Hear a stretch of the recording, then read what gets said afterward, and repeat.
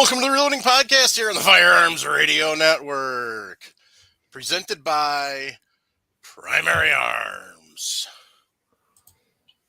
How's everybody doing tonight? Good. Good. Was that a ringtone? Yes, it was. The same one that always goes off every week. Aha.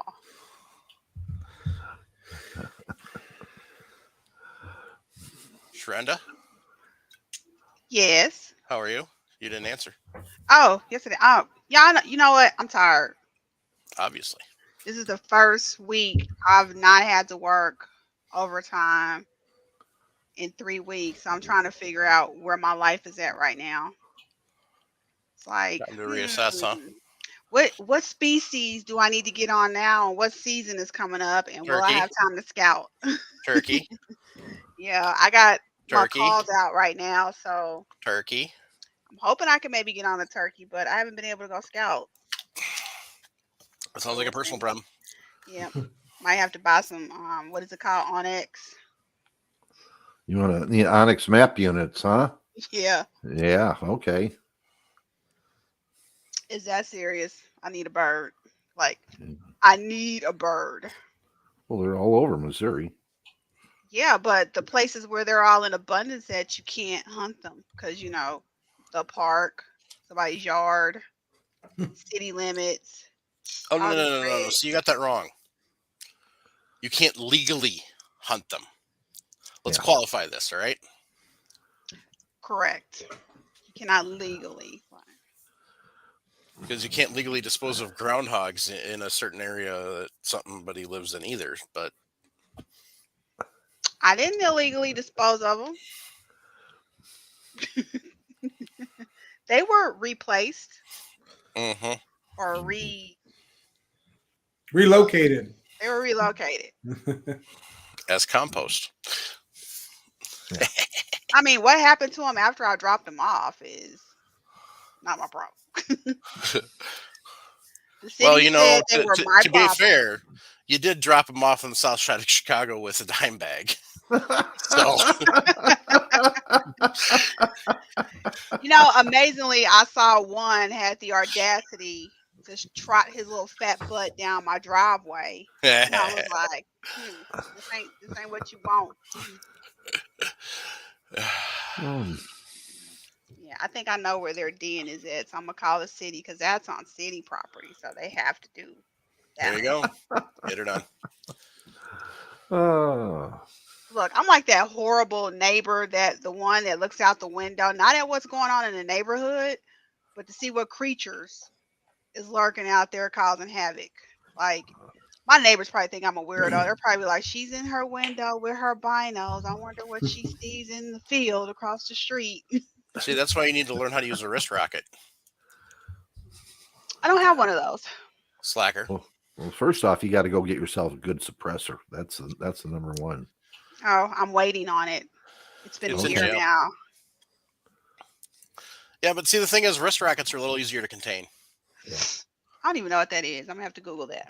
You don't know what a wrist rocket is? I've heard of them, but I've not actually looked up one. Slingshot. Oh, Oh, I used to have one of those. It got confiscated. That sounds familiar. I think I had about 10 of them confiscated. Yeah. 3 of It them did. directly leading to a serious ass whooping, but that's a whole different story.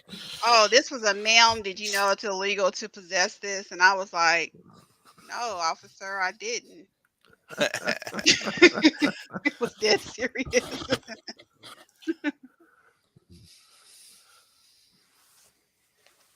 I got smart. I started making them out of sticks.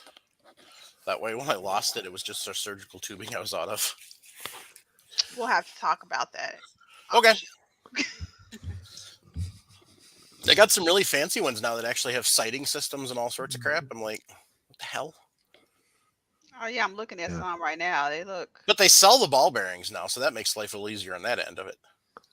You don't have to go try to find them. Well, Or yeah, it's easier now to get the ball bearings because you got Amazon.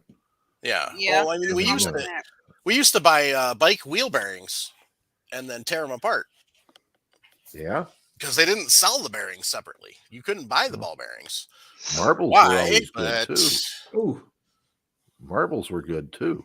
oh I yeah, was just thinking and the that. best That's part what we about used to marbles use. on a street light, lots of glass, no Yeah. different looking stuff. Oh wait a minute, I didn't say that. Actually, statute of limitations is wrong. Who cares? That was Sure. 40 years ago. Shredder don't live too far from a marble factory. yeah, I do not. Yeah. Really? yeah. Yeah, it's probably about a good 30 minutes from me. We have like a little marble headquarters here. Yeah. Talking about Moon Marble. Yep, Moon Marble in Yeah, Bonner I've been- Springs. Yep, I've Dude, been that'd be there. freaking awesome. If you ever get the chance, Mike, it's cool. We've been there a couple times. Now I got another Surprisingly, reason to go. I haven't been there yet. I usually catch them there. They used to go to Renfest, so I would go check out their table there. Yeah. I used to have some really cool marbles when I was a kid. A couple of really nice shooters, a couple of nice cat's eyes. Yep, solar system. The And then solar my system mom- marbles are good. My mom decided that it was time to sell them in a garage sale. What? Yep. Yeah, that was the problem when you moved a lot as a kid. If they thought it wasn't getting played with much, it got sold. I didn't have that problem. I was the only child, so my Oh, there you mom go. couldn't keep enough stuff in the house to keep me from bothering her. Sharenda Robert Oriama says your hair looks great. Tell him thank you. It hurts. I thought it too. looked different, but I can't tell because it keeps blending in and out of your background. Yeah, I had to twist it up. It's too humid out here, and the more humid it is, the bigger it gets. So Eh.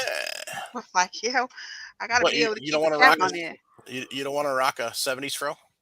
I mean, I would if I wasn't I mean, tracing through the woods. You'd look Have great. you ever? You ever been skull drugged by a tree? You can see Mike has not. Yeah. Actually, I used to have a mullet, so So you should understand. No. I think that's how Nick got a hold of Candy.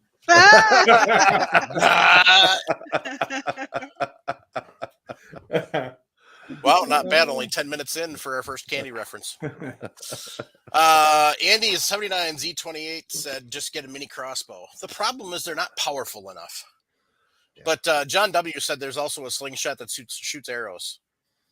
Oh, I'm looking up that too. I think I'd use crossbow bolts with it though instead of arrows. I don't need that much length. But yeah, wrist rockets are fun. Oh, those actually look nice that shoot the arrows. I got to get back in practice with mine.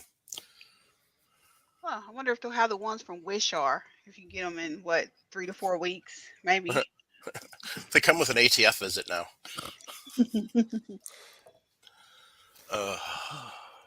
Well, we got something here. Watch, Nick. Show us what you do your modeling gig. So Get up there. the panel is going to have these come in probably a couple days. So we made these for the whole panel.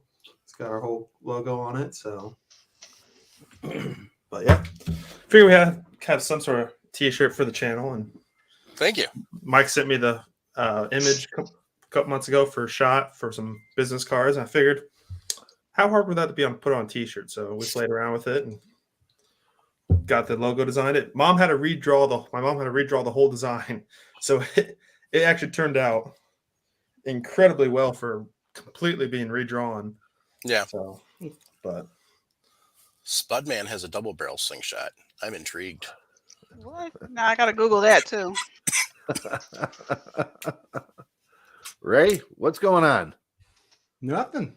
Nothing, huh? You're Tired. here for a short time, and then you're going to take off on us again. Yeah, for a week, then back, and it's gonna be a busy year for me. So Oh, I'll be gosh. hit and miss. you're June. I'll be gone for. Well, the whole family will be gone for 2 weeks in June. So yeah. We're going to Alaska.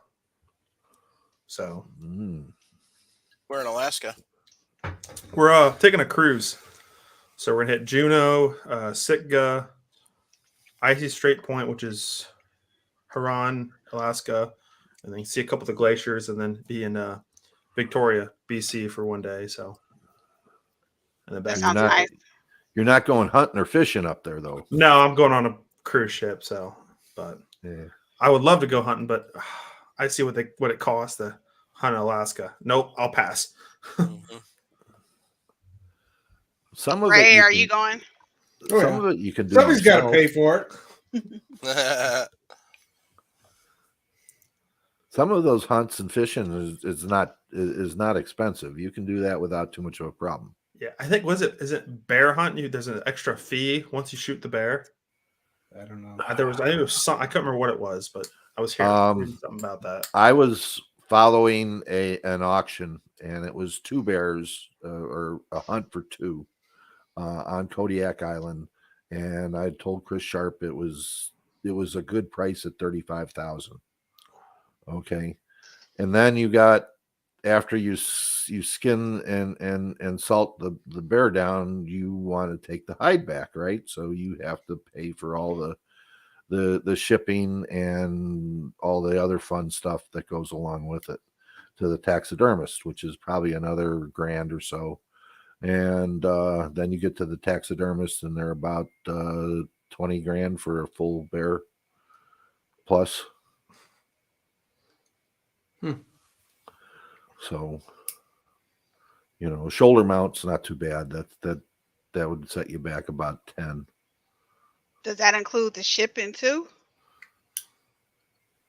The shipping is about $1,000. Wow. Good Lord. Yeah, you got to want a bear pretty bad to spend that kind of money. Well, It's a really expensive bearskin rug. Yeah. yeah. Now that's cheaper. A bearskin rug, that's that's in the 3 to 5 range. Yeesh. We talking For 3 to Kodiak. 5,000? Yes. For a Kodiak, you got to remember it should be about 10 plus square feet, 10-foot squared. So that's a big bear. Yeah, it's a big bear. Oh yeah.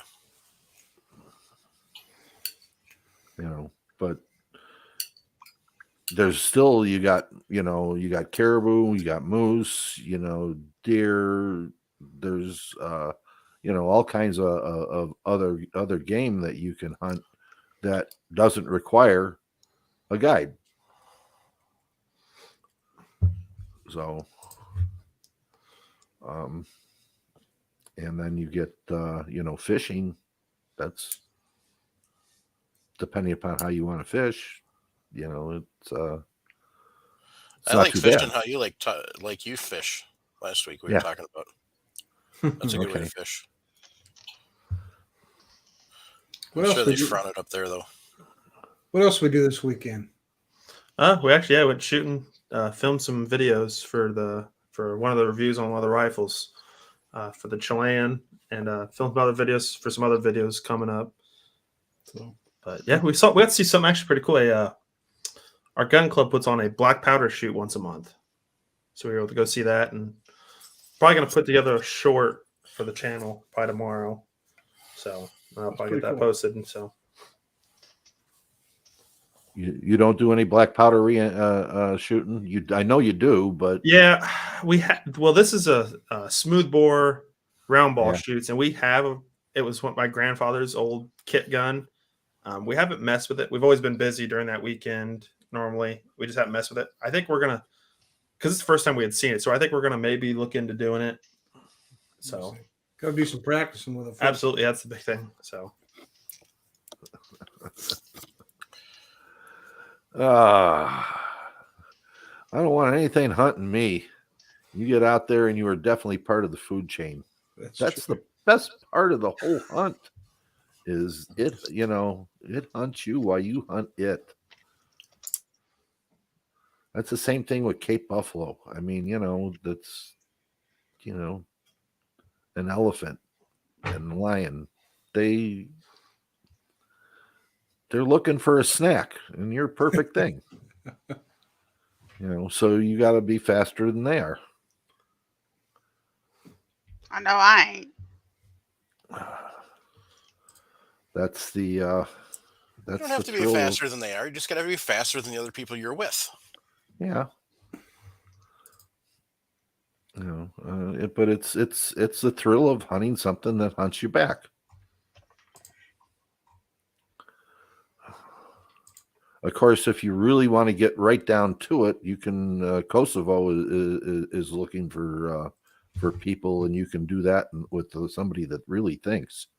So,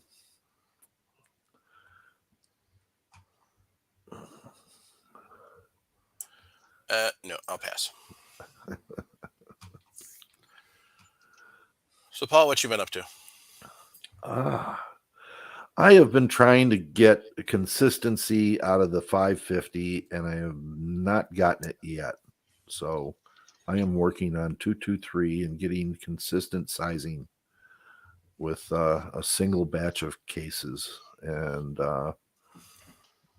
not happened yet. It's varying about 2/1000ths of an inch up or down. So I'll get 2/1000ths to set back on one. The next case is coming out, plus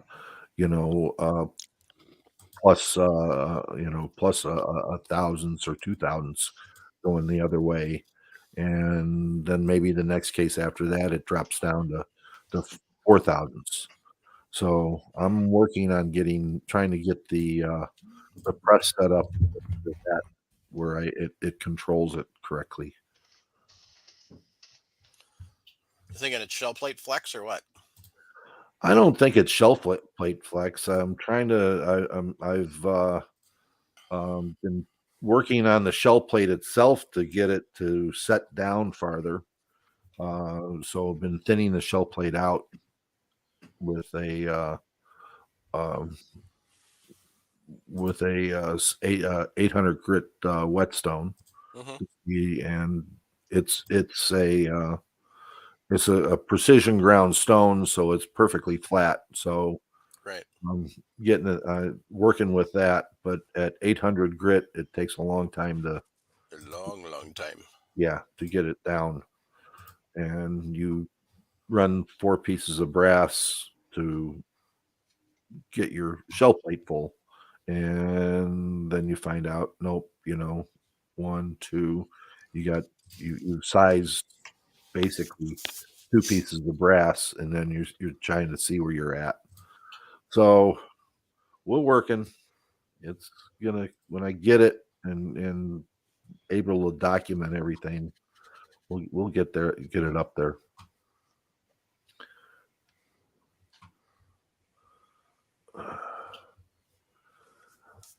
John W. Sounds like the book The Most Dangerous Game.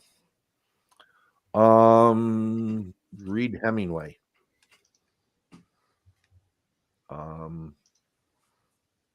Those are the people that came back from the war, World War I, and decided to hunt dangerous game because it hunted back. Yeah.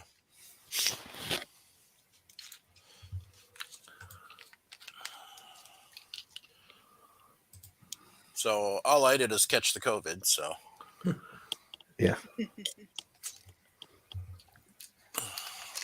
So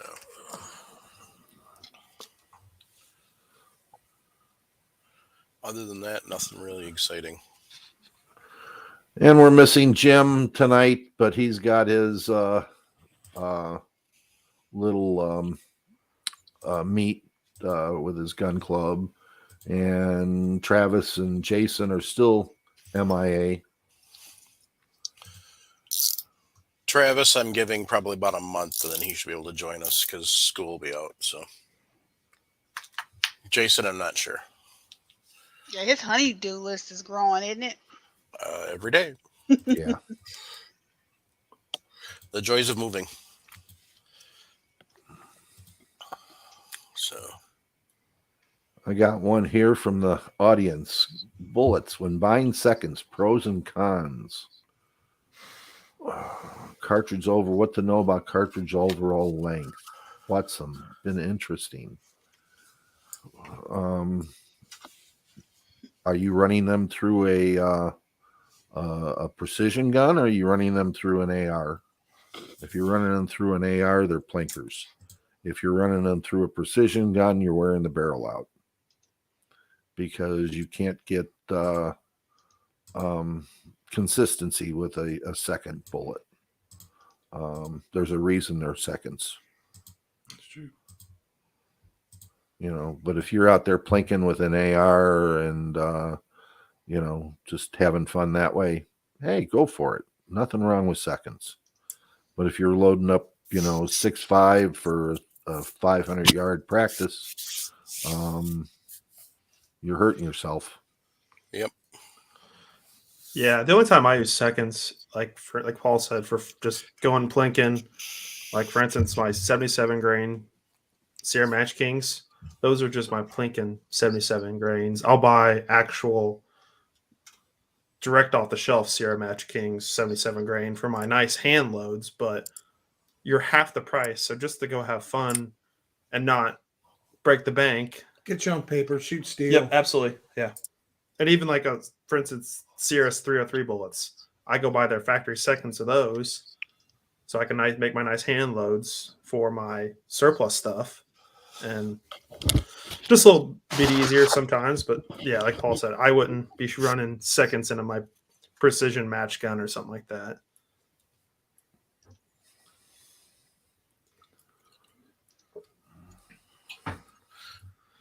Well, howdy, Elkblood 01. Nice to have you stop by the land of cheese and beer.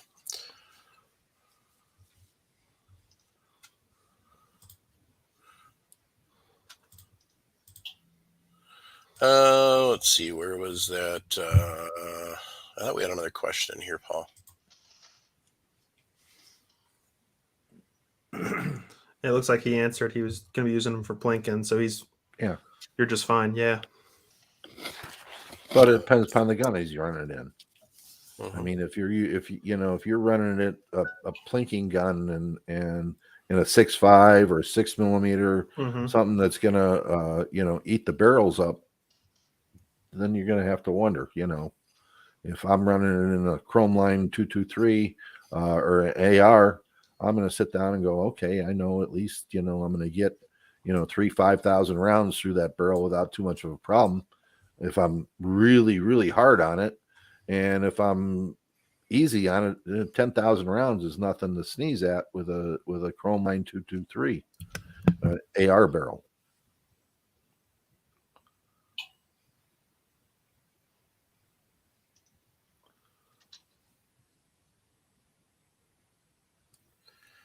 All right. So our next question came from Miwi. And it came from Jesse James. He wants to talk about relating alloy hardness to chamber pressure. So basically, the question is, does how hard or soft the alloy of the bullet make a difference in your load, creating more or less chamber pressure? Yes, it does. And what's an alloy? Okay, that's the first thing that we need to talk about. Since we're talking about bullets, we're talking about the basic part of our projectile is lead, and lead, as by itself, is very soft. It's very malleable, so it goes into the gun, into the chamber, and it's arbitrates. In other words, it expands as it gets pushed, fills the bore, engages the rifling, and exits. Too soft of lead will, as it goes through the bore, it will drag and slough off pieces of lead, and it will lead the barrel. In other words, fill the lands and grooves. So we add things like antimony, tin, and linotype to harden the bullet, make it harder, and that allows the bullet to engage the rifling, makes it tougher. In other words, stronger as far as it won't peel lead off of the bullet and leave it on the bore of the barrel, and stops it from filling the grooves with lead. And mostly what it does is in between the lands and the grooves, it starts to fill in those areas to kind of round it out. So you have a cut rifle like this, and it will fill in the back part of it through here. So that's where it's going to start leaving lead first, and copper the same, but we're talking lead today. So we use other material to alloy the product. Alloy means to mix metals to produce another metal.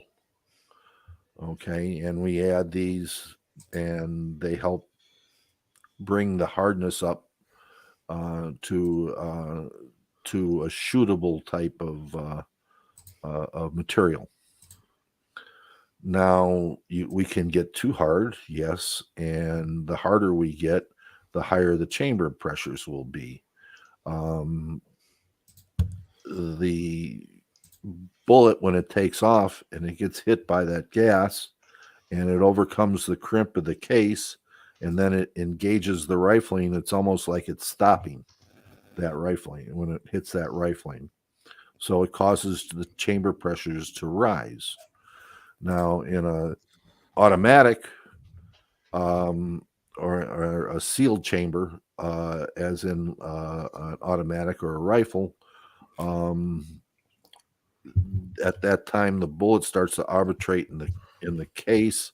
The it starts to cut into the lands and grooves, and goes down the barrel. In a revolver, it leaves the cartridge case, then arbitrates to the cylinder size, and then goes in as it hits the forcing cone. It's expanded some, and you have a reduction, trying to reduce it, so you have a little bit higher pressures in that type of situation.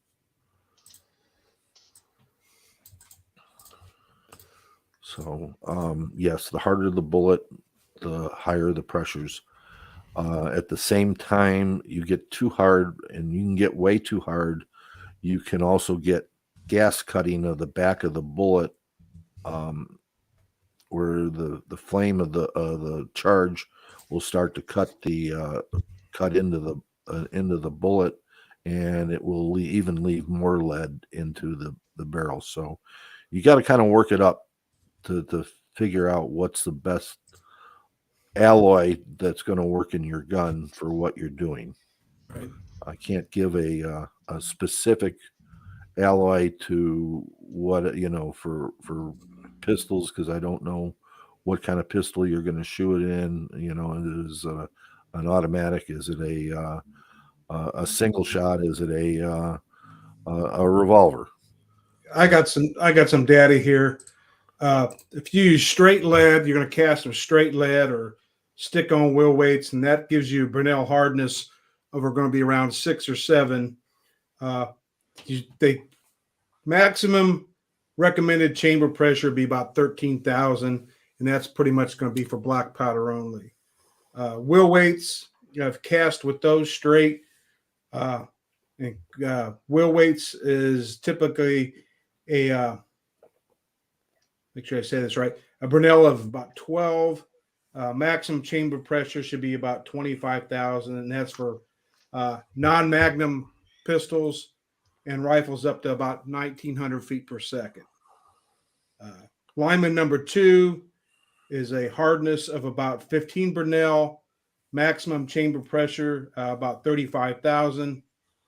There'll be magnum handguns and rifles to about 2,000 feet per second. Are we off? No, you're fine. And that's where I start gas checking bullets, is around that 2,000 feet per second. Then it just goes up from there. So I mean, like Paul said, the harder the Bonnell, the higher the chamber pressure you can go.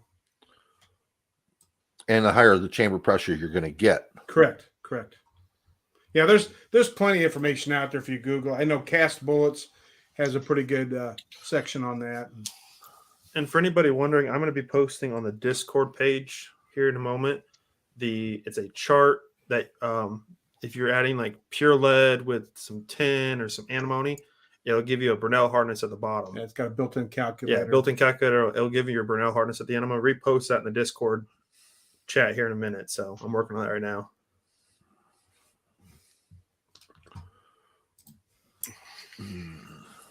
And what a gas check is, for those of you who may not know, is basically it's a little cup that goes on the back end of the heel of the bullet to prevent gas cutting. Correct. It's usually copper, sometimes brass, but it's that harder metal, so it won't allow the lead to be gas checked or to gas cut. Yeah. So, which is typically moving the lead so fast that can let up your barrel, or if the powder is so hot it's going to melt the back of the bullet. I had a guy ask me the other day, what velocity do you normally reach? Once you reach that, you start to get gas or lead cutting. What? It depends on your alloy. That's what I told him. It really depends on your alloy. I've always been taught, 2,000 feet or more, you're definitely going to want to gas check. Yeah. Is what I go by for safety. And haven't had a problem yet. yep. Your results may vary.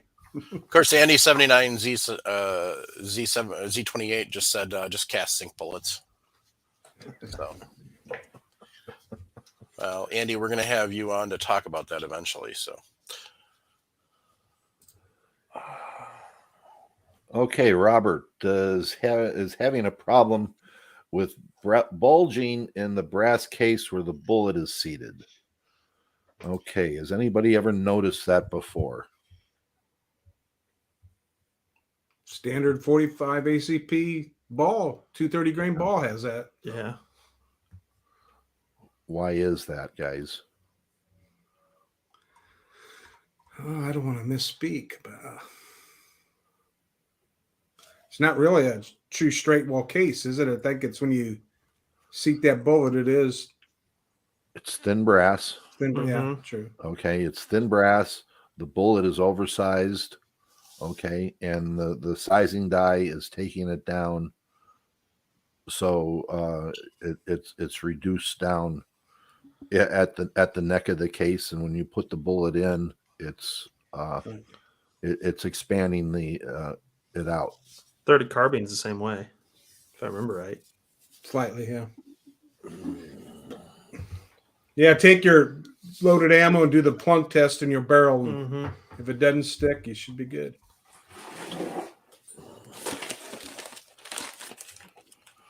So, yeah, even my 9s do it sometimes. Yeah, depending on the bullet.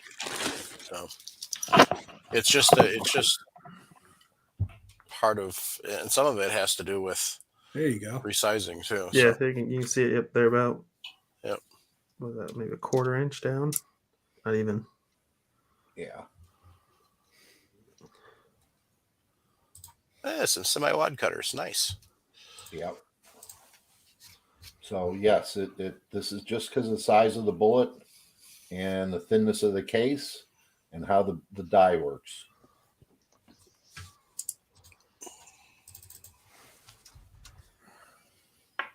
Yeah, like everybody else said, just do the plunk test. And for people don't know, the plunk test is where you take a cartridge and drop it into the barrel. So Right. In the chamber. yeah, into the chamber end of the barrel. Let me phrase that. Disassemble the gun. Yeah. Disassemble the gun. You can also buy little things like this here with our case gauges, which are Case gauges, yeah. And you'll see that it goes flush. Yep. And just so you know,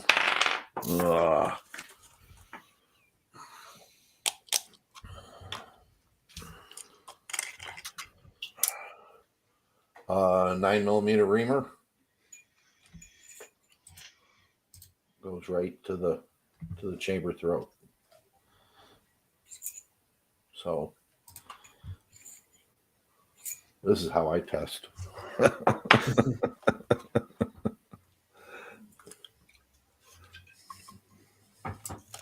Yeah, but you're a little farther down the rabbit hole than most. Yep. Yeah. You left Alice and the Mad Hatter back a ways. Yeah, he dug a little deeper. Uh-huh.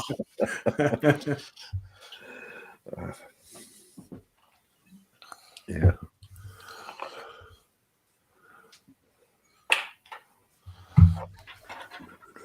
So Paul Loud's being a smart aleck. Disassemble your revolver. So a revolver, there would be a slightly different plunk test. You're checking it to see if it fits in the cylinder, not in the barrel. Because on a revolver, the cylinder is the chamber. Right. Which is why when you're talking total barrel length for firing for hunting, you count from the firing pin and not from the end of the barrel. You get to count the chamber because you get to count the cylinder because that's part of the chamber. So, but hey, if you want to disassemble your revolver, go right the heck ahead. I wouldn't listen to Paul on any advice, but that's just me personally, and that's because I know Paul. So.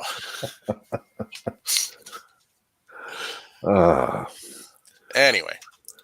Yeah, and he did make one good comment. Not much, but he did make one good comment. I was hoping everybody missed that. Oh, okay. Yeah. We don't want to give Paul any credit. Dang it.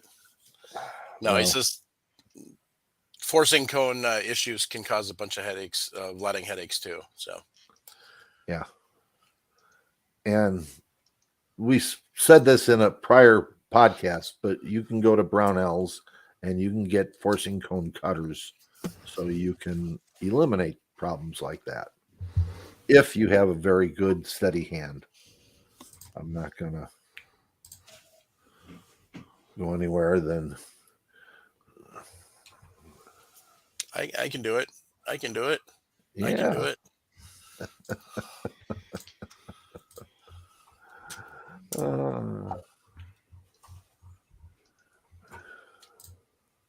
What's a resolver, Sharp? Obviously, you've been hitting the sauce already.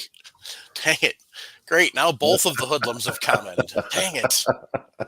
Ain't that one of those things when you figured out a problem and you do it again? It's a resolver. Oh, yeah. Yeah, that's it. I've done that. I'll be doing that tonight. Nick will be doing that too when he ties Candy back up to keep her in the basement. I was thinking it. We were all thinking it. I just decided to be nice and say it.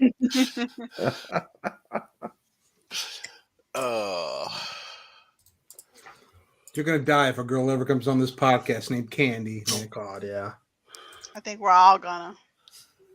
Well, that isn't going to be the problem. Is it's his current girlfriend when she starts listening to the podcast going to wonder who Candy is. I don't got to worry about that right now. That's a good thing. He spends too much money on toys to have a real girlfriend. Exactly.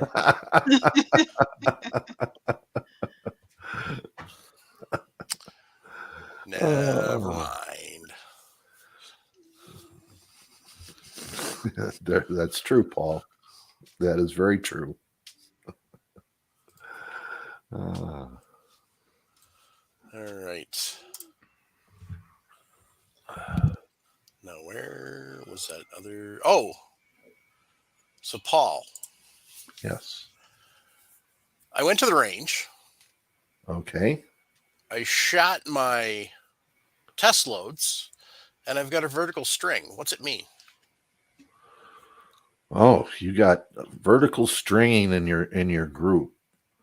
Okay, and you think it's a good load, right? I mean, it was straight up and down, right? Yep. I think so. Yeah. Okay. I mean, I didn't measure, to see if it was like a half a millimeter off or anything, but eyeball wise, it's looks like straight up and down. All right. First things first. On your bag setup, okay, on your forend. Is it hard or soft? I was using a lead sled. Okay. But still, is it hard or soft? If it's hard, you're going to have a problem. Okay. It's not super squishy, Okay. but it's not. I mean, it's not like a regular Okay. sandbag, but it's not like molded rubber. I mean, there is a little bit of a sandbag there, but it doesn't perform like your typical sandbag does. Okay. The next thing I got to look at was the barrel level with the ground, or where your target was, or is it pointing down?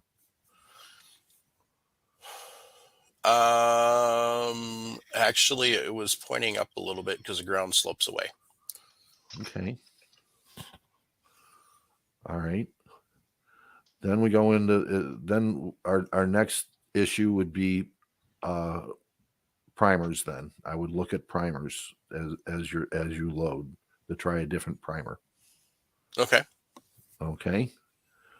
But as we go through each of those things and look at it, too hard of a bag, your bag is too hard, the gun will bounce as you pull the trigger. Uh-huh. Okay. If your barrel is pointed down at a downward angle, your barrel will want to rise up and rotate up as it comes up in recoil, and instead of coming straight back in recoil. It's just one of the things that we find that I've found in shooting off of a bench that causes this problem. Another thing that you can run into is, especially off of a bipod, if you're shooting off of a bipod on the gun, and you don't give it enough room to run back. Okay. In other words, the gun, when it recoils straight in, so hard into your shoulder, you're so tight into your shoulder that the gun wants to come up and recoil up. So in other words, it doesn't have it's got to have a little bit of a running start there to come straight back in order to leave the barrel straight. If it's hard up against you, you will notice that the gun comes up and starts to rotate.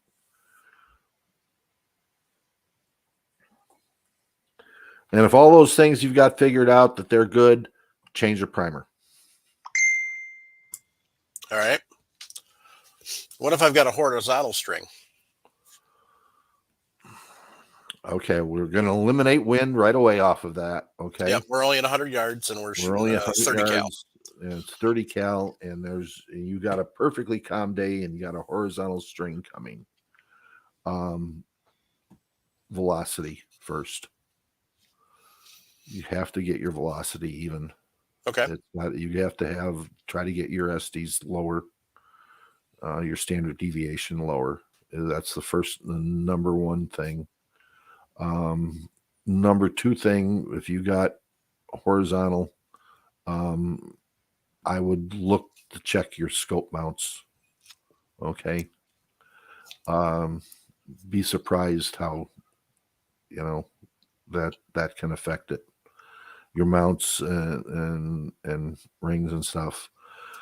Check the fit of the bag of your front bag to see how the gun is fitting into the front bag. I can't do that. Not good. The reason we're going over this, guys, is because I was at the range the other day, and I was looking at some of this stuff that was happening, and I made this suggestion.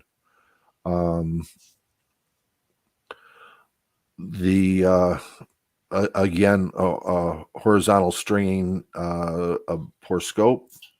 Your scope is bad, And I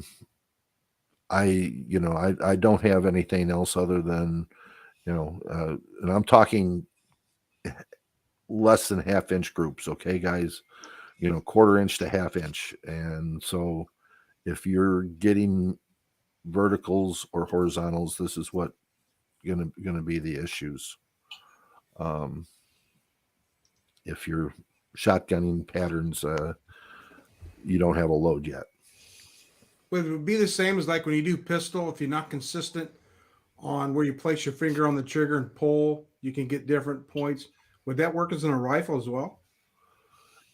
Depends upon the your setup of how your bench is and how you're shooting.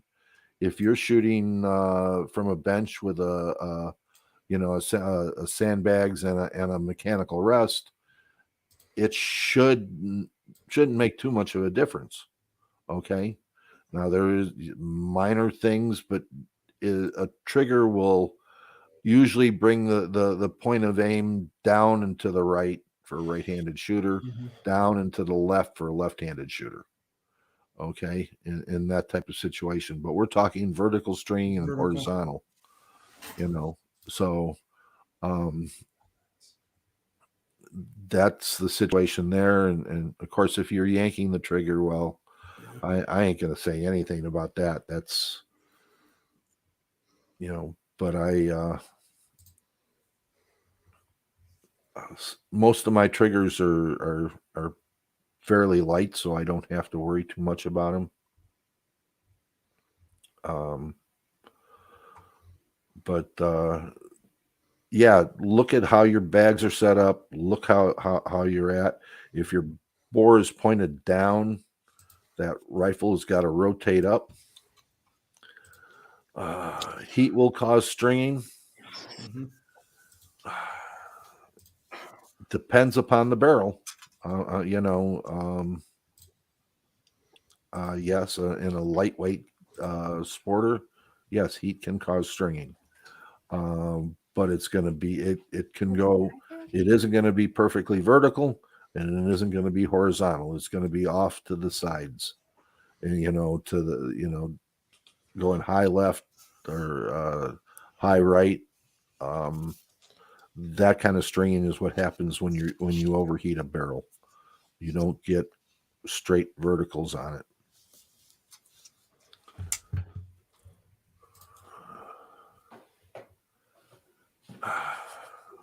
Paul Loud, a Mini 14. Mini 14s are do not shoot groups; they shoot patterns. Yeah.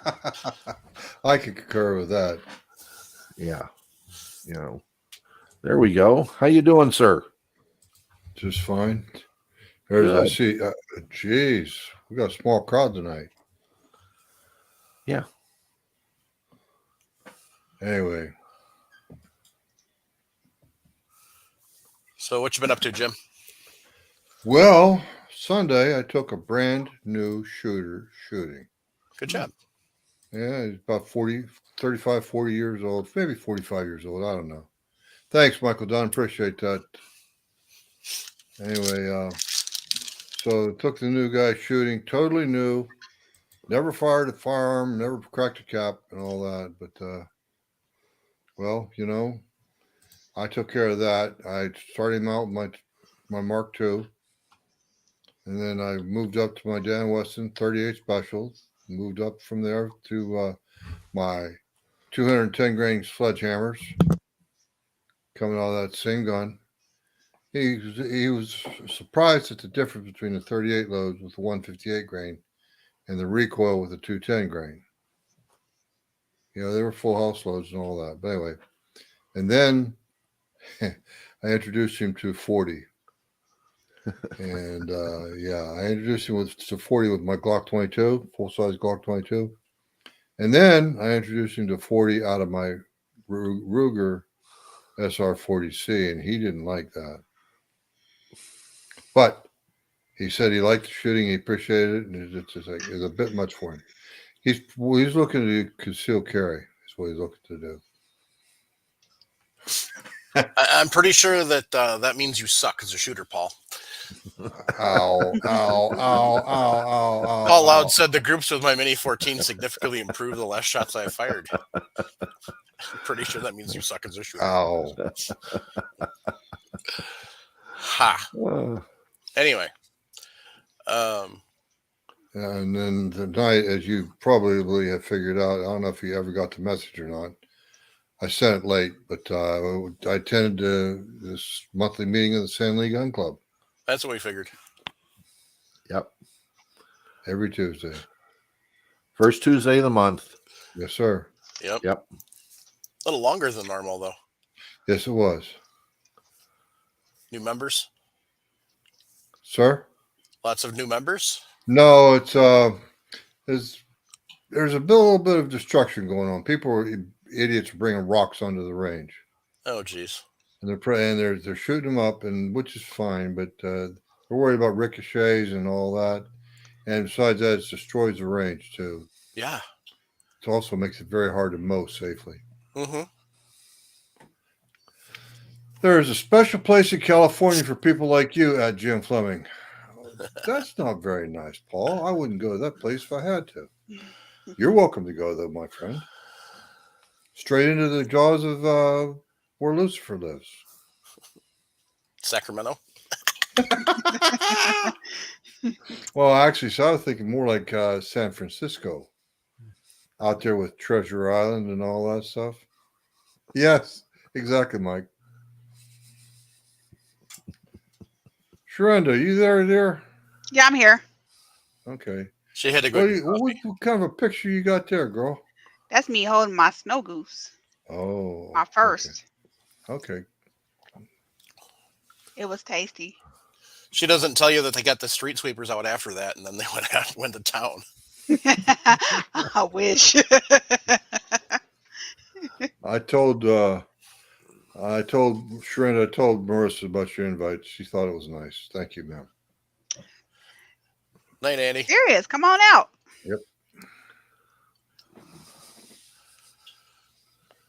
So, all right. So that covers how to read a target. How do you tell if it's a flyer or if it's a goofy round? You have to treat them all. I treat them always like flyers. Okay. I pulled around. You know, jerked it right, jerked it left. Say we're using a ransom rest on a handgun, and you Okay. can't jerk it. Here's one for you, Nick.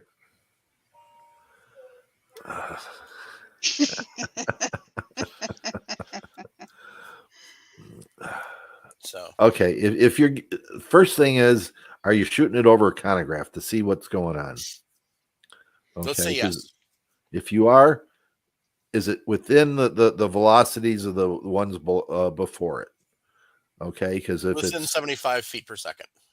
that's still a lot. Yeah. That's a lot. So you could have a flyer just with that 75 feet per second. Okay. Okay. The way you handle the if it's in a ransom rest, and it's locked down onto the shooting table.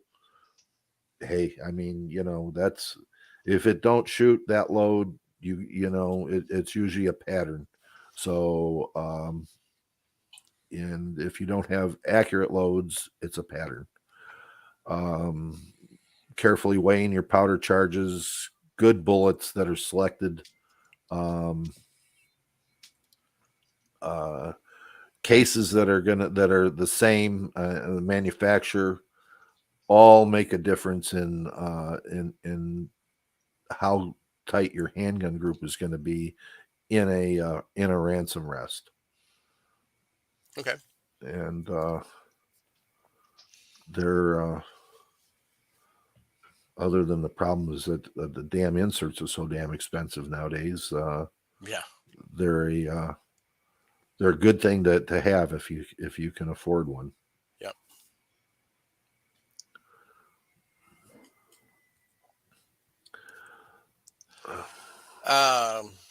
So back to rifles, Okay. and I'm doing load development. Okay. 20 shots. How do I tell where my possible nodes are? I How look at. much- I go ahead. No, go ahead, Paul. You Okay. usually have the right answer.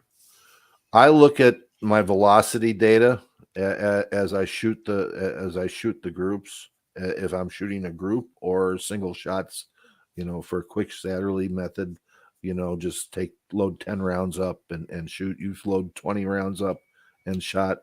If they're, all, each one is 0.2 of a grain up from the next one. Mhm. I look at where my velocities are, and I'm going to look at velocities to try to find a flat point where I get 2 or hopefully 3 that are kind of flat. Okay. In other words, the velocity is going to go up a little bit or down a little bit or whatever, but they're pretty much flat. That tells me that I have a good node. I mean, that would be a good node to be at. Again, at the same time, I'm gonna look at the velocity. I'm gonna say, is that where I want to be? Because if I'm saying, it's let's go 6mm or 243, okay, and I'm gonna shoot a 100 grain bullet, and I want to be at about 2,800 feet per second, 2,850, and I'm shooting and I'm working my way up, and I get a nice flat somewhere at about 2,600. Okay. And I look at it and I go, okay. And I keep shooting until I can see if I can get a flat at that velocity that I want. And if I can't get it with that powder, then I'm going to try another powder or a different bullet, depending upon what's happening. Not every powder and bullet will give you the node that you were looking for.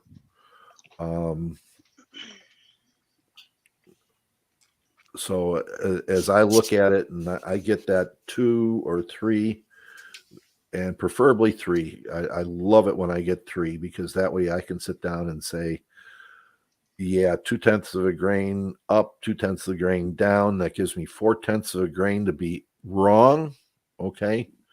But I'm still at a very flat velocity. I'm going to get a good group out of that. I will load and experiment with that at that point. I'm glad to let you go first, because basically you said what I was going to say, except I was going to invoke the term ladder load, because that's exactly what it sounds like you're talking about.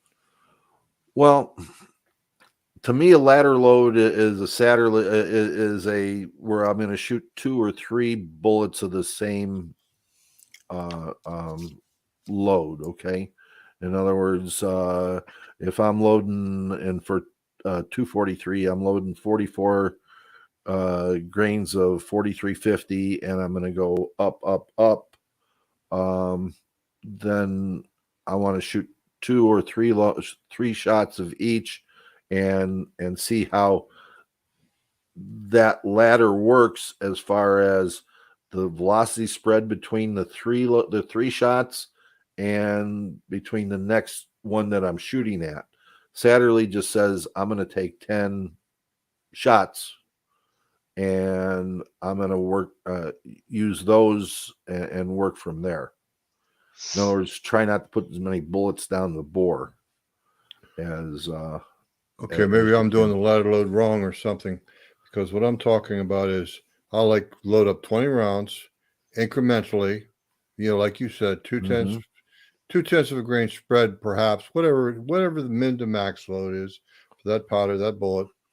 And I'll take it in focus and put it on a spreadsheet, and I limit myself to 20 rounds, and then I look at where those nodes are, like you're saying. But my node, I usually go by the way it prints on target. Okay. Yes, you could go by velocity too. And actually, I'm beginning to think velocity is much more scientific than the scatter shot, not Satterlee, but scatter shot method that I've been talking about.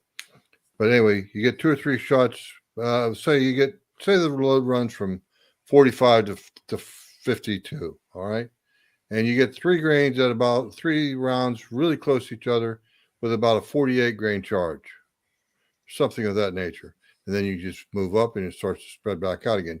There, yes, of course, you'll have vertical stringing because the bullets are moving faster at the maximum charge. But anyway, maybe is that perhaps what you what's called optimum charge weight? That's optimum charge weight is what you're trying to deal with. Okay. Okay. I'm trying to deal with Satterlee, and basically it is a ladder load. Okay, because you're going incrementally each time. But I'm looking at my velocity solely just because I want to can I get to that point where I'm going to see 2 or 3 loads, one at the velocity range that I want, and 2 as an even spread in velocity. In other words, they've peaked out, okay, or Gotcha. very close to peaked out. Because then I can go back and say, now that one isn't good. I've only put 10 rounds through the gun, but I haven't, nope, that powder or primer or whatever combination and bullet there doesn't work. Okay. So Gotcha. I'll go try another one. Okay.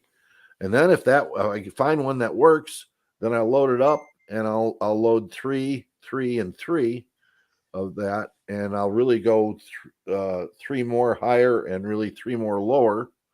And I'll shoot those and I'll shoot them over chronograph again. But I'll also look at the paper. If they don't start the group with the first 3 bullets, okay, well, I ain't too thrilled about going any farther because it doesn't seem to, if they can't group those 3 and I've got a good hold, I'm not making a mistake, in loading, of course, in my shooting, then I may dump that load. I may and try something else. Excuse me, Paul. Let me interrupt you. Onto something that sounds like a tangent. Let's say you have those 12 rounds of four batches of 3 rounds. And you shoot those first 3, and you don't like what it's doing. What are you going to do with the extra 9 rounds? Pull them apart and reuse everything? Sure. Okay. Sure. Yeah. It's nothing to pull them apart. I bought that Frankfurt Arsenal, bullet puller that they make, put on the wall, and that thing is great. I love it. Okay. I got an old plastic Dunkin' Donuts coffee can down in the bottom with a 1-inch piece of foam down in there, and it catches the bullets fine. Yep, Mike's got it on screen right now. Yep, Frankfurt Arsenal pile driver. There we go. He's waiting to put it outside so he can use it not in the house. Yeah, make it a little noisy. I was wondering. I'm like, that thing looks like he ain't even took it out the box yet. Yeah, no, because I don't want to have my wife learn how to use a gun on me. I didn't mean to distract you with that side issue, Paul, but that's just something that a new shooter might hear and say, "What does he do with the other 9 rounds if he doesn't like the first 3?" Pull them. It doesn't matter. Just pull them right down. Yeah. Oder Sigerson had a question about the Satterlee method too. Said some are saying now to start with bullet seeding and then the load development. Thoughts? Jorgen had a couple of thoughts on it. Kind of sum his thoughts up. He says, I believe that the fine-tuning of seeding depth has less effect on the velocity node than the effect a bad node would have on a good seeding depth. He's right. So. Yeah. You want to shoot for velocity and a velocity bench first.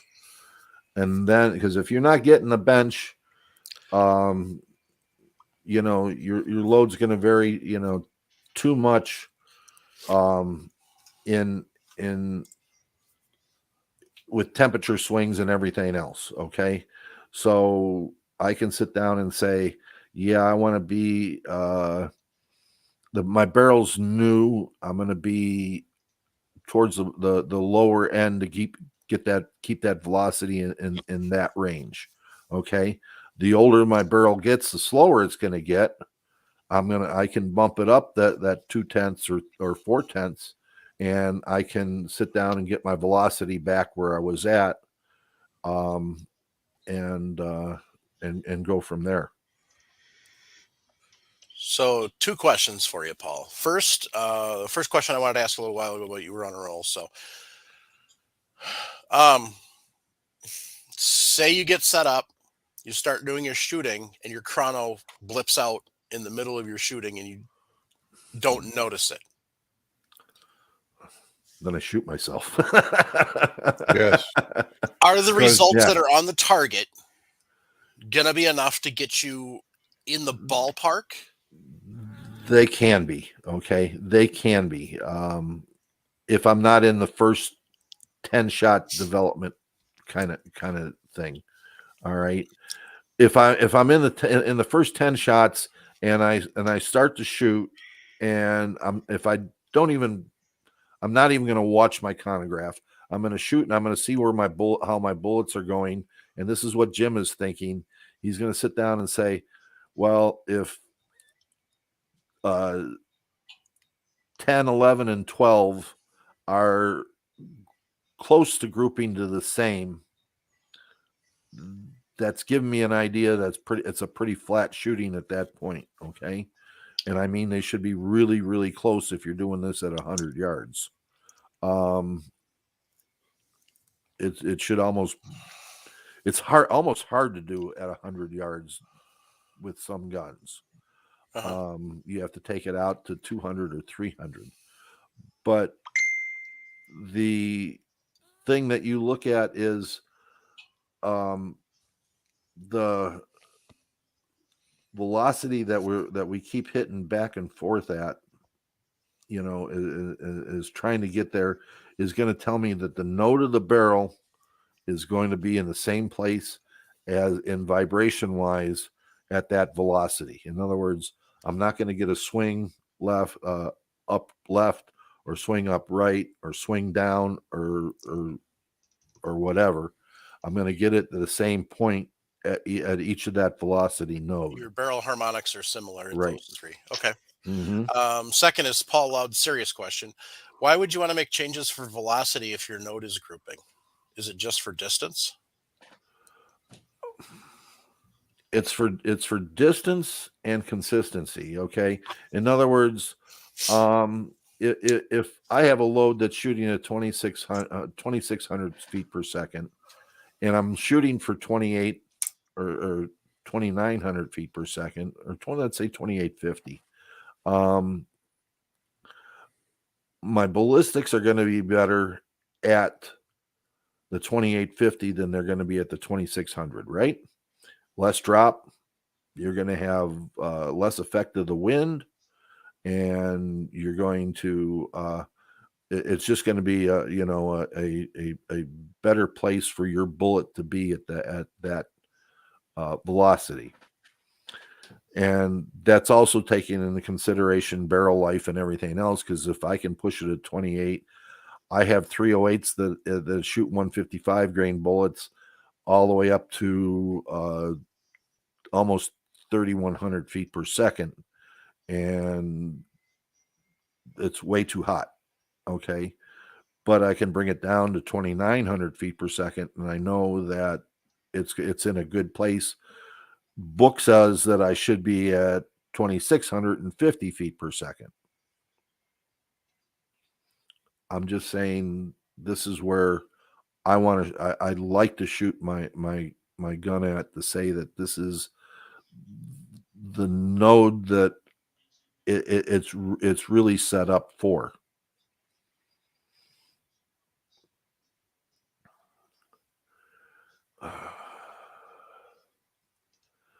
Richard, will your pressure change along with velocity with seating depth? Yeah, slightly. Yes and no. I mean, you come 10 thousandths out, you come 10 thousandths in. You're making small adjustments to your seating depth as you go. You're going to pick one that's going to be, say, 10 thousandths off the, off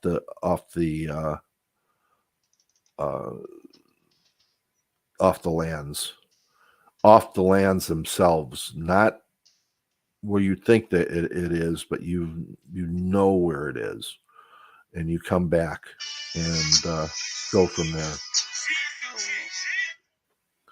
Whoop. So, and it's so minor, the pressure changes Okay. with that seating depth. It's moving at that rate, because you're going to move three 10 thousandths, 3 10 thousandths or 4 10 thousandths at a time, and keep back and forth whatever way you want to go. Some people like to start with their load into the lands and then work their way back out.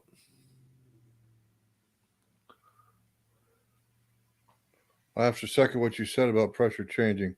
The pressure changes are minuscule, but they are for a fact. They exist for a fact.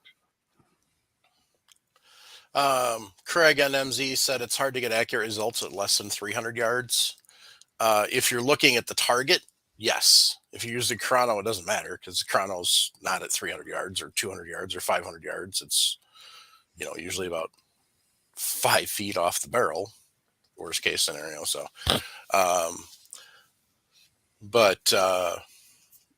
so the chrono method will work pretty much no matter what range you're planning on shooting.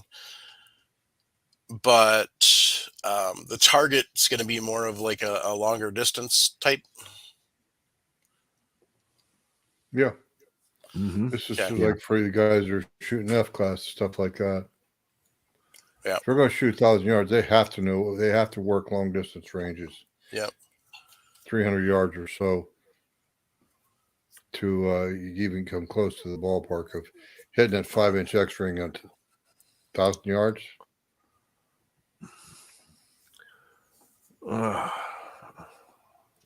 We got a no answer from Mr. Paul. Still think it's an idea to seat before you make a charge development for node area. If you're sitting there saying that you're going to play with seating depth, you're going to be playing a long time. I agree.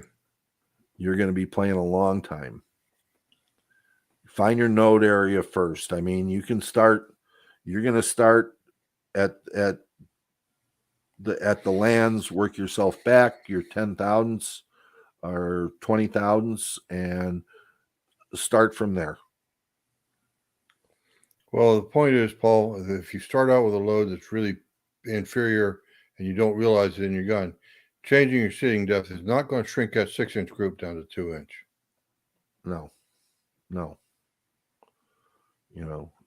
And if your velocities are all over the place, in your load development, and you're sitting there playing with seating depth, you're just you're asking for trouble, and you're getting it because you're thinking that seating depth is more important than velocity, and not just velocity itself, the extreme spreads and your standard deviations. When you can start working guns to get them in single digits in the standard deviations, and keep your ESs in the below 15, that's when you're making things work. Okay. and that you can do over a whole line of shooting of a load development when you're there because you found that node in your shooting that Satterley test of that flat spot, and you can get between the 0.2 of a grain on this side, 0.2 of the grain on this side, and you can get ESs and SDs that are almost in the single digits, and sometimes you will get them in the single digits.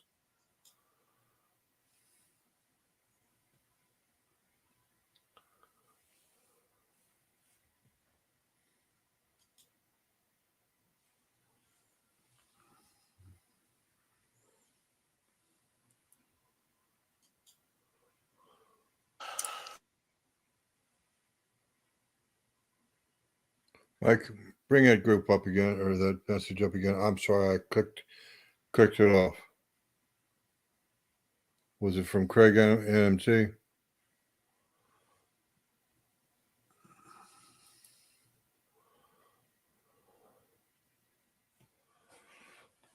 Three rounds won't tell you much when it comes to SDs and ESs.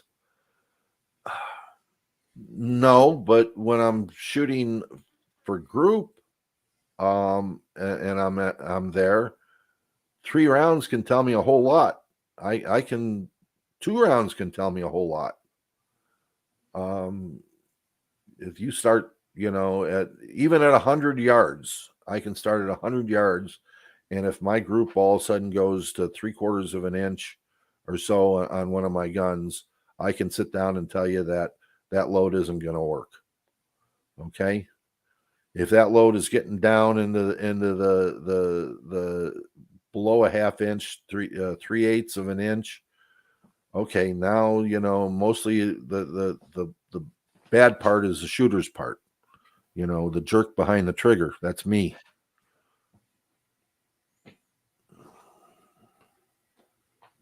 Here's one I like right here, and this is actually, I think it's a good one because we're working with statistics from Craig NMZ.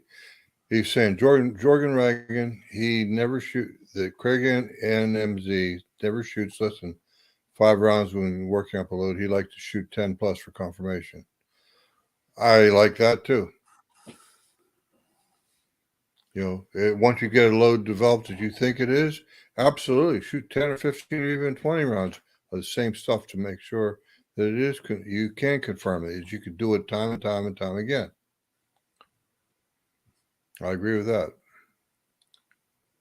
I agree too. If you want to put that many bullets down the gun, I mean, put 20 rounds down the gun, but 2 5-round groups should tell you right away. Well, that's enough for confirmation. Right. That's what the man said right there. Yeah. So what started this whole little side conversation with Jorgen and Craig is Jorgen said, I have a Federal Blue Box 270 Win that shoots 1/2 inch 3-round groups, but then it shoots 2-inch 3-round groups. The Crony says extreme spread was over 100 feet per second on 3 shots. Now, see, my immediate response was that the problem lies in the third and the fourth sentence of that, or words of that Federal sentence. Blue Box. Federal Blue Box is Federal's version of Winchester White Box. It's their lowest grade ammo, their least detailed, least consistent, least quality controlled. So they're made for deer hunting. They're made for shooting minute of deer, which is, 2 inches. 2 inches. Yeah. No, they think minute of deer is a pie plate. So what half America thinks that too. Right. But I sit down and I look at it and I say, okay, what you get in factory load is a factory load. Yep. It's not meant for you. It was not made specifically for your gun. And as a hand loader, reloader, we're making a load specifically for our gun. That's right. That's why we say we can make better ammo than the factories because it's Right. tuned to our guns. Because if I didn't want to make something that was better for my guns than what I could buy, I'd just go out and buy Federal gold medal match and go from there and say that's all I need. But I can't, some of it I can't even get Federal gold medal match. Right. I got a 6XC that I got to buy Norma ammo from. And you talk about expensive, that's expensive. Yep.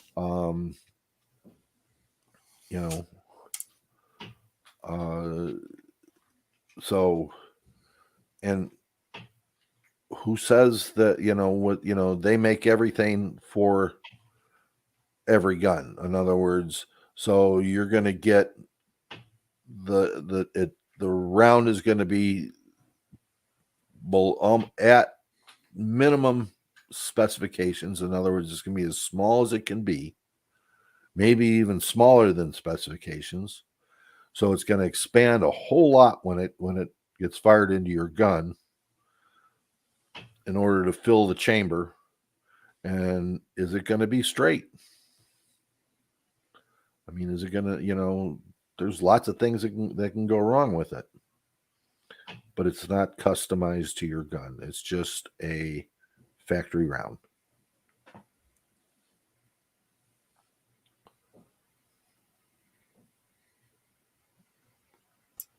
And that can lead to part of the variance too. Oh yeah. Well, you see, Federal, Winchester, Fiocchi, Remington, all of them. They're making ammunition for every 270 Winchester, ammunition for every 30-06. They're not making it for Jim's 270 or 280 AI or my 308 or Paul's 308 or Paul's M1A. They're not making it for his gun or my gun. They're making it for everyone's gun. And that's why they have to work within SAMI specs.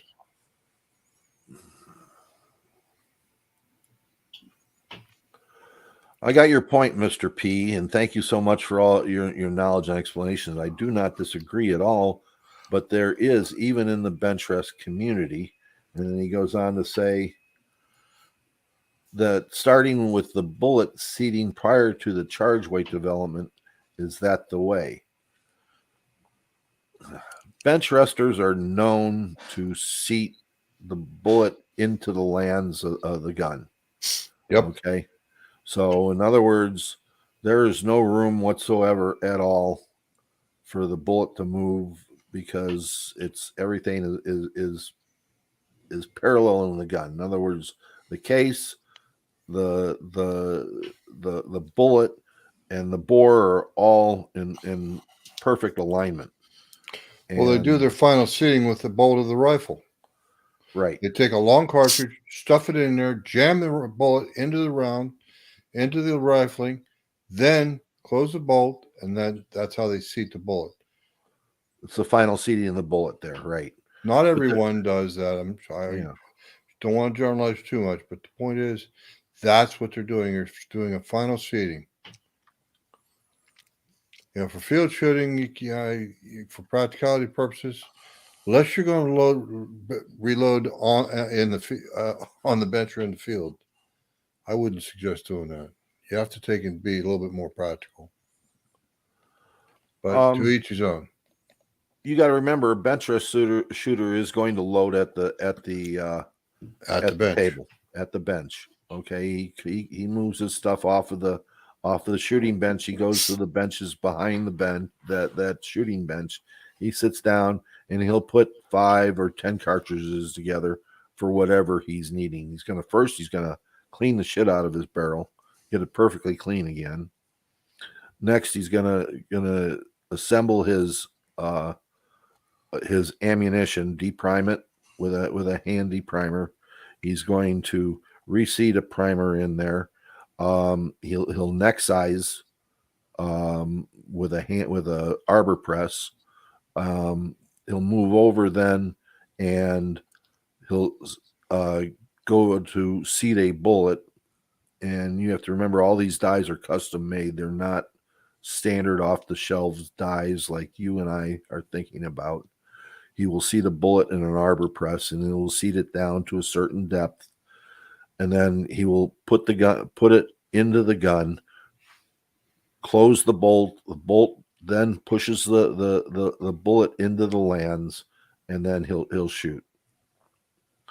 Well, the other thing is too, Paul's not mentioned too much, is it's not even a really reloading issue. It's a monetary issue. Those guys have practically unlimited budgets from a practical standpoint. Paul talks about shooting expensive guns. Yeah, but these guys are shooting guns that might be 5 times that much. Well, a bench rest shooter is going to sit down and he's still going to spend his $1,300 on an action, and then he's going to buy $500 barrel. Well, he's going to buy more than one. You bet. He's going to buy 3 or 4 at $500 a crack, and then he'll buy the reamer, which is going to be a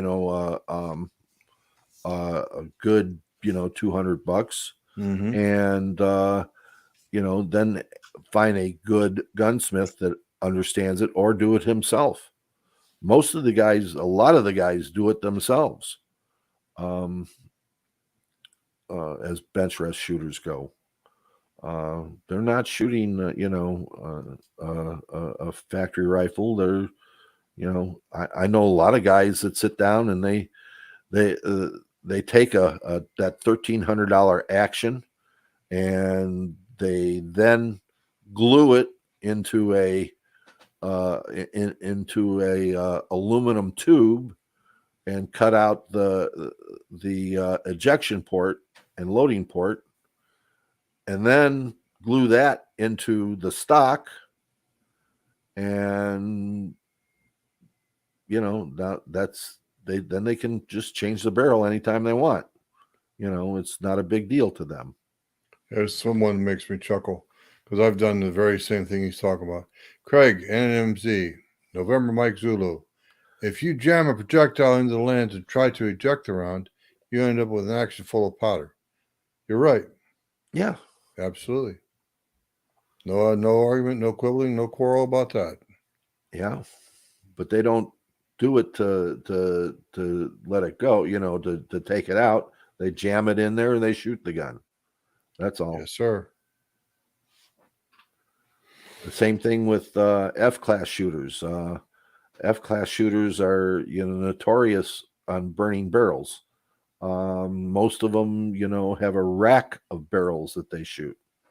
And a rack, by meaning, they'll have 2 guns and they'll have 8 or 10 barrels, all chambered with the same chamber reamer. And it's hard to explain, but you end up finding a barrel that has just got it all. Okay. I mean, it'll shoot in the ones. Okay. And if it's shooting in the ones, boy, you want to, save that barrel for your matches. And so you'll screw that barrel off. You'll put another barrel on, and maybe it's shooting 2s or 3s, and you'll shoot that barrel, for your practice and everything else. And then for the big matches, you bring out that one barrel and you shoot that thing, and it's just how it goes. And bench resters are the same way. They have to practice. They're no different than any of us. They go out and practice, but they're not using their number 1 barrel, because their number 1 barrel is the one that they bring to the match to try to take the trophy for the day.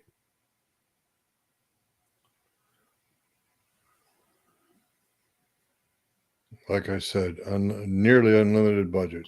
You're talking basically a $10,000 gun. Barrels are consumables. Yeah. Okay. They're not like the average person here. They're consumable. They're just like bullets. They're like powder and primers and cases. They're consumable. That's why they make gunsmiths. if we didn't, you know. Yep.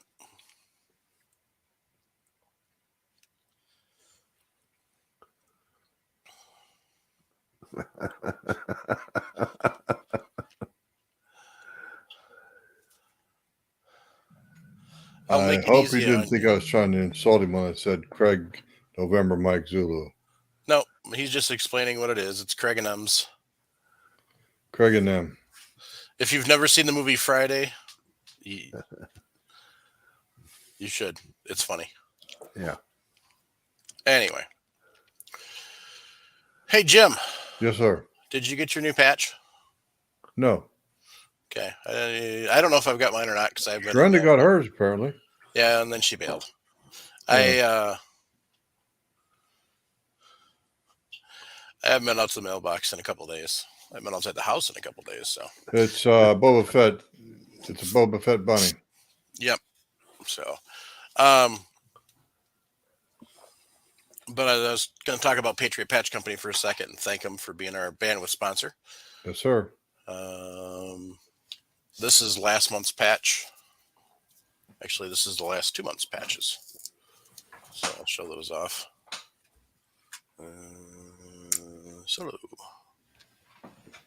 So that's the last 2 months. Wow, it's really dark in here for some stupid reason.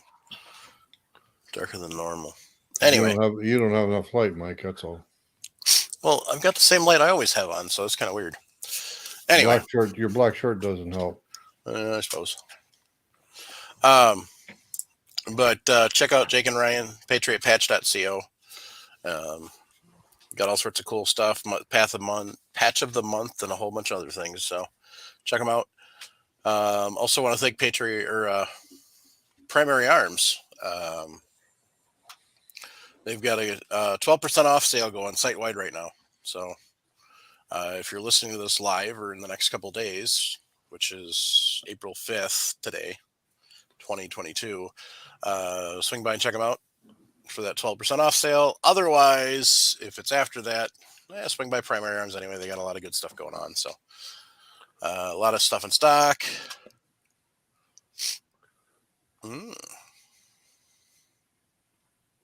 Some pretty good prices on some uppers and stripped uppers, complete uppers. So there you go. Anybody got any shout outs? Even though I know he won't know, I'll give Terry Nelson a shout out. There you go. No, I don't eat barrels for breakfast. For lunch, yes. Yeah. It's beer for breakfast. Come on, get it right. Right. Liquid breakfast. Hydraulic lunch. There we go. All right, gang. On that note, keep your brass shiny. Jump on the Millsap short bus. Teach them to shoot and reload while they're young. Grandpa told me, despite what your mama said, violence does solve problems. 2A all the way. 2A. Second Amendment. Oh, we lost, speaking of 2A, we lost somebody important yesterday. Otis McDonald passed away yesterday. So for those of you who don't know, Otis McDonald was the plaintiff in the lawsuit that was brought against the city of Chicago that is primarily responsible for Illinois having concealed carry. And for the Heller decision being taken via the 14th Amendment to all of the states. So a very important person in that. So Yeah, we got a big day coming up tomorrow. We're not going to be attending, but it's iGunner Owner Lobbyist Day is tomorrow here in Illinois. So yeah, they'll be at the Capitol. Hopefully, we can try to push some things through, try to get some stuff going. So we got a big one coming up. We just put in witness slips, trying to get centerfire cartridges for hunting here in Illinois, and it's working. It's working its way pretty quickly. It might pass. And that would be a big change in Illinois. Yeah, it would be. So, but yeah. So we'll see how November goes. So, yep. Yeah, that's the biggest thing y'all can do is get involved in state level politics, and then make sure you get out and vote. So, You bet. and just remember, if you're struggling, things are tough, you're thinking about it not going on anymore, give the folks over at the hotline a call, 1-800-273-8255. They're there to help out. So reach out, get some help. We need you here. Thanks.